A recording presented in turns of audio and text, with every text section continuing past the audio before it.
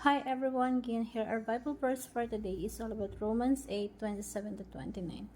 And he who searches heart knows what is the minds of the Spirit, because the Spirit intercedes for the saints according to the will of God.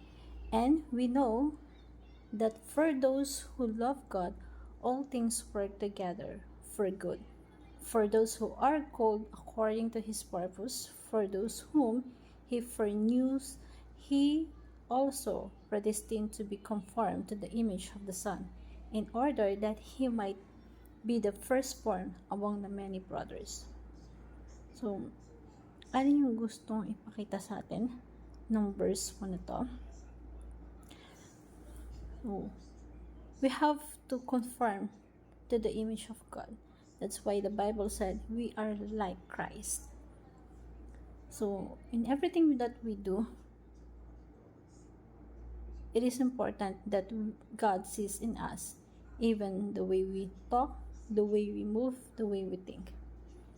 That is the goal of Christ for us. He created human. Human is the special character, the best thing that God created. Why?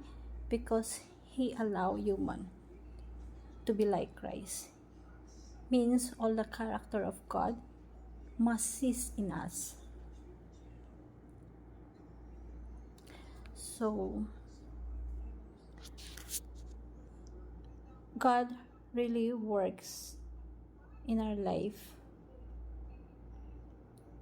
and we must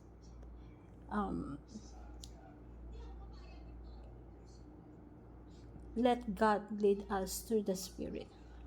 So, there is the Holy Spirit that God created us within us, so that everything is worked under the sovereign control of our God.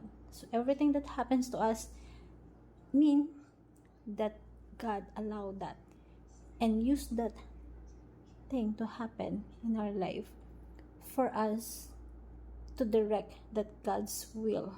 God works all things together for our good. Ibig sabihin, kahit may nangyari sa iyo na hindi maganda, kahit merong nangyari sa iyong kapalpakan, hindi ibig sabihin yon na wala si God sa iyo. Gagamitin ni God yon para yung will niya magawa niya at mangyari. Kahit sa pinaka-deepest or darkest situations ng life mo. So, God conformed us to be like Christ.